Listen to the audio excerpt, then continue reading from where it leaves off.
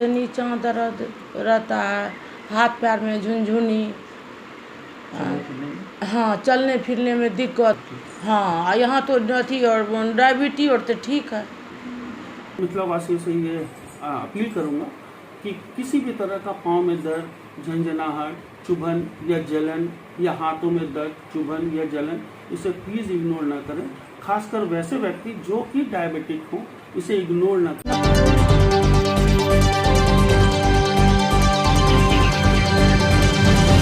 नमस्कार, बिहार मिथिला न्यूज में आपका स्वागत है। मैं हूं तलत परवीन। बिहार मिथिला न्यूज ने एक मिशन चलाया है कि हर व्यक्ति स्वस्थ रहे और इसके लिए आवश्यक है कि आपको सही विशेषज्ञ की जानकारी हो।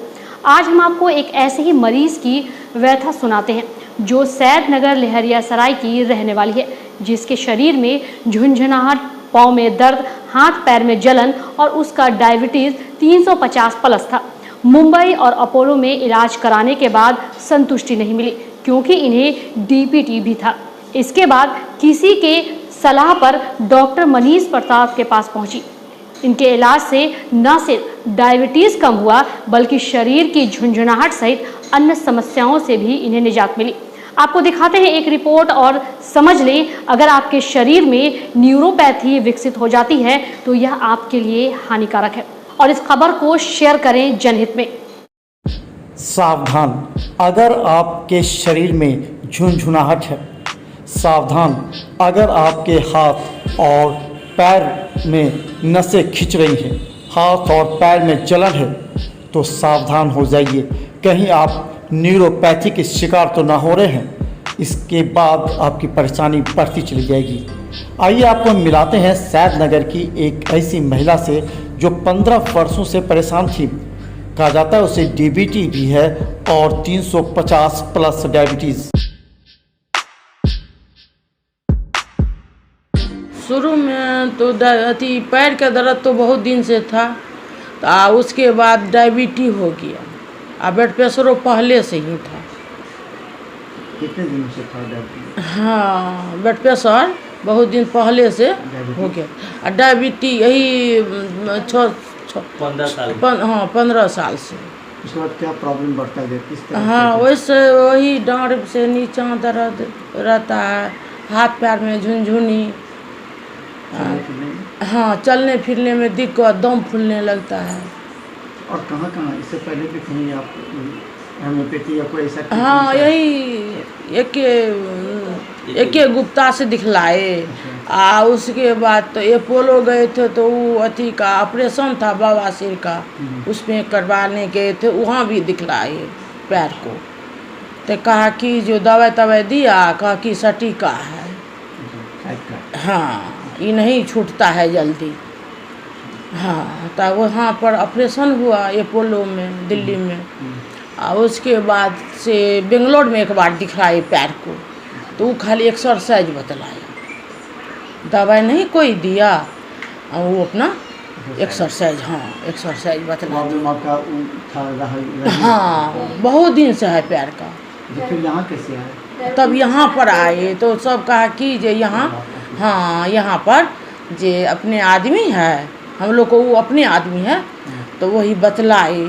तो यहाँ चलिए, वहाँ से दिखलाइए, वहाँ अपना आदमी है, ठीक से सही इलाज होगा। तो कितना दिन से चल रहा है? यहाँ पर तो आते हैं 5-6 साल हो गया।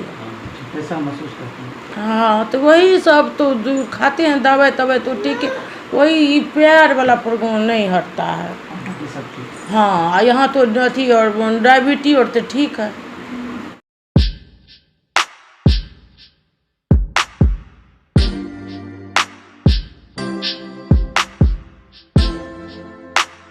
डॉक्टरों की माने तो बीमारी का इलाज सही समय पर प्रारंभ कर देने से ही आप बच सकते हैं। इस परिस्थिति में इस महिला ने जब बेंगलोर, मुंबई, अपोलो से इलाज कराने के बाद जब डायबिटीज़ का सही इलाज समय पर नहीं हो पाया या अपोलो में जो दवा दी वो डॉक्टर मनीष प्रसाद के रिकमेंडेड की ही दवा मानी गई, इस परिस्थिति में महिला को विश्वास हो गया कि यहाँ उसका इलाज संभव है और धीरे धीरे डॉक्टर मनीष प्रसाद के संपर्क में उनके परिजन आए और आज वो महसूस कर रही है कि उसका निर्णय सही था। बहुत जगह इनको दिखवा चुके हुए थे। पैर वाला दर्द तो पहले था ही, अचानक से इनका डायबिटीज़ बहुत ऊपर हो गया हुआ था, बहुत ज़्यादा हाई हो गया था, 300 प्लस हो गया हुआ था। तो हम लोग को यहाँ के बारे में मालूम हुआ, तो फिर हम लोग यहाँ आए। तो अगले पिछले 5 साल से करवा रहे हैं ट्रीटमेंट मनीष सर के पास।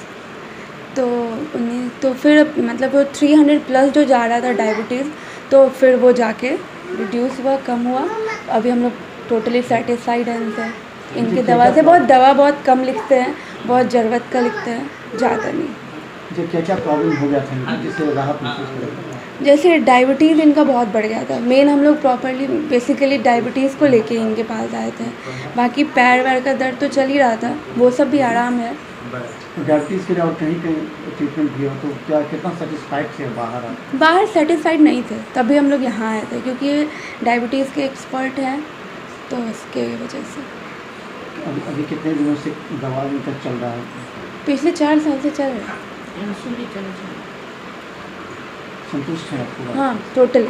और लोगों को क्या कहना चाहेंगे कि ताकि जो प्रॉब्लम इनको हुआ जो बाहर चले जाते हैं, क्या कहना अगर डायबिटीज़ किन्हीं का भी अगर ज़्यादा हो रहा है तो वो इनसे डेफिनेटली आके मिल सकती हैं, वो कंट्रोल में रहेगा। इस चीज़ का तो एश्योरेंस है बिल्कुल भी।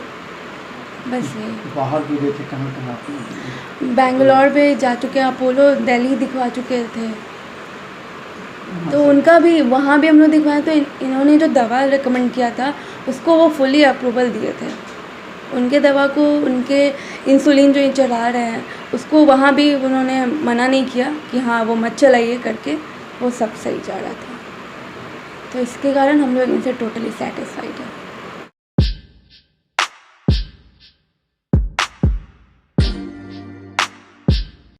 और 2019 में मरीज और परिजन डॉक्टर मनीष कुमार प्रसाद से डीएमसीएच ऑडिटोरियम के सामने अवस्थित इनके नर्सिंग होम पर मिली और अपना दुख व्यक्त करने के बाद डॉक्टर मनीष प्रसाद ने अवलोकन में पाया कि इन्हें हाई डायबिटीज के साथ डीबीटी भी है। इसका इलाज काफ़ी गंभीरता से किया जाना आवश्यक है।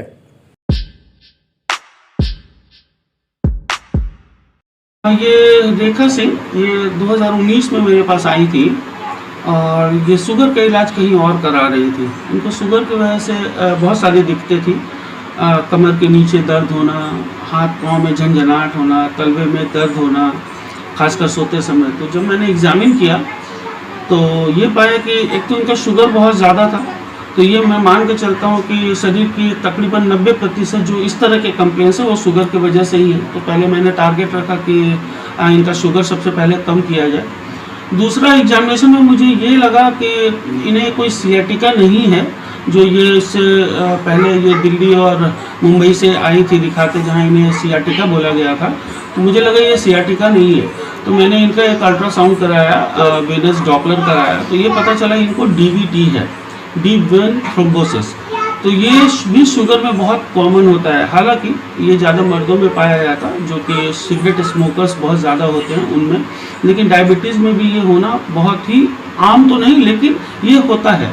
तो मैंने पहले ये टारगेट रखा कि इनके शुगर को पहले कंट्रोल की जाए। तो तकरीबन महीने 1.5 महीने के बाद इनका शुगर कंट्रोल हुआ। जब मैंने रिव्यू में इन्हें बुलाया, इनकी जो दिक्कतें थी प्रारंभिक विजिट में आई थी, तो जो ये इनकी जो दिक्कतें थी दूसरे विजिट में आते आते शुगर नॉर्मल होने के बाद इनकी दिक्कतें तकरीबन 40% ठीक हो गई।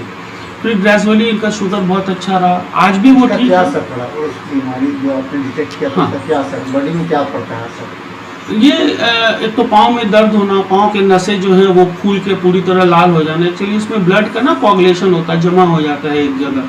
तो इसका खतरा ये होता है कि वो जमा हुआ ब्लड किसी भी जगह जाके अटक सकता है।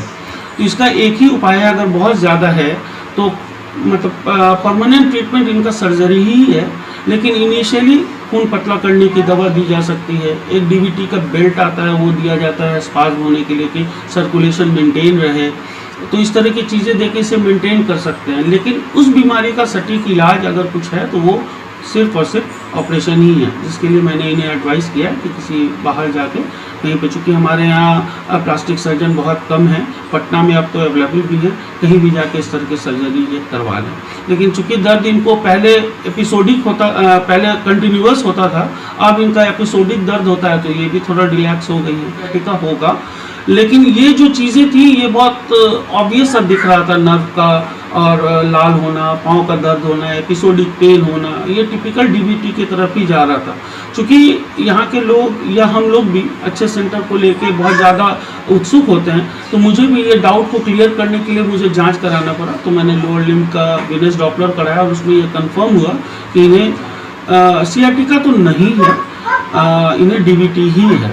तो चीज़ के लिए कब इनको रिकॉग्नाइज ये मतलब टेस्ट, और उसके बाद कितने दिनों के बाद नॉर्मल हो गई? हाँ, जब ये मेरे पास आई तो ये मल्टीपल इंसुलिन्स पे थी और मल्टीपल OHA पे थी, दवाइयाँ पे थी, फिर भी इनका शुगर कंट्रोल नहीं था। जो रिकॉर्ड्स हमारे हैं, जिस समय ये पहली बार आए थे, इनका शुगर तकरीबन 350 के आसपास था पोस्ट पैरेंटल, खाना खाने के 2 घंटा के बाद, और जो 3 मंथ्स के एवरेज है, जिसे हम HbA1c कहते हैं, वो 9.8 था। तो ये बहुत ही ज़्यादा था और बहुत ही रेस्टलेस होकर मेरे पास आई थी दर्द के कारण, और चूँकि उम्र भी ज़्यादा है, वजन भी ज़्यादा है, इसकी वजह से तो मैंने भी यही टारगेट रखा कि पहले इनका शुगर कंट्रोल करना है। तो मैंने इनिशियली इनको जो इंसुलिन, जो मल्टीपल पिच था, उसको पहले कम किया, 2 बार का इंसुलिन दिया और 1 टैबलेट दिया, और ग्रेजुअली इंसुलिन से टाइट्रेट करके इनका शुगर कंट्रोल हुआ। और मैं ये ज़रूर यहाँ बता देना चाहूँगा कि आज के दिन में इनका शुगर टैबलेट पे भी कंट्रोल हो सकता है। मैं इसलिए इन्हें टैबलेट नहीं कर रहा हूँ क्योंकि इनको एक डीबीटी है, और डीबीटी में इंसुलिन का चलना बहुत ज़रूरी है। अगर ये ऑपरेशन करा के आ जाएंगे तो मैं चांस ले सकता हूँ कि इन्हें टैबलेट पे ही कंट्रोल करूँ, क्योंकि इंसुलिन केवल और केवल शुगर को कम करने के लिए नहीं है, वो वेन्स को डायलेट, बड़ा फैलाता भी है। तो इससे क्या होगा कि हमारे शरीर का जो ब्लड है वो सर्कुलेशन अच्छा होगा, तो इससे इसका फ़ायदा इनको डीबीटी में भी मिलेगा। क्योंकि एक बार अगर न्यूरोपैथी डेवलप हो जाएगा तो वो कभी ज़िंदगी में जाता नहीं, हाँ कम और ज़्यादा हो सकता है, और दवाइयाँ लंबी चल सकती हैं, तो प्लीज़ इसे इग्नोर ना करें। इतना तो समझ लें कि अगर अपने स्वास्थ्य के लिए अगर आप जागरूक ना होंगे तो धीरे धीरे ये बीमारी इतने अंदर तक जा सकती हैं जिससे आपका बच पाना भी कभी कभी मुश्किल होता है, या आप बचते भी हैं तो जिंदगी भर दवा खाना पड़ता है। इस परिस्थिति में डॉक्टर मनीष प्रसाद का यह बयान काफ़ी महत्वपूर्ण है कि जीवन में आप सबसे पहले टेस्ट कराएं और जागरूक रहें, तो ही आप अच्छे जीवन व्यतीत कर सकते हैं। मिथिला न्यूज़ को बधाई देना चाहता हूँ, क्योंकि इस तरह का अवेयरनेस प्रोग्राम बहुत ही ज़रूरी है, खासकर डायबिटिक पेशेंट्स पे बहुत ज़रूरी है। इसलिए ज़रूरी है क्योंकि डायबिटिक पेशेंट को इनिशियली कोई ज़्यादा कंप्लेन नहीं होता, जिसको लोग इग्नोर करते हैं।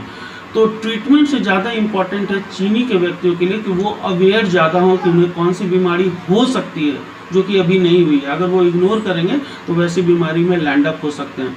तो मैं जनता से ये अपील करता हूँ कि किसी भी लक्षण को अनदेखा ना करें।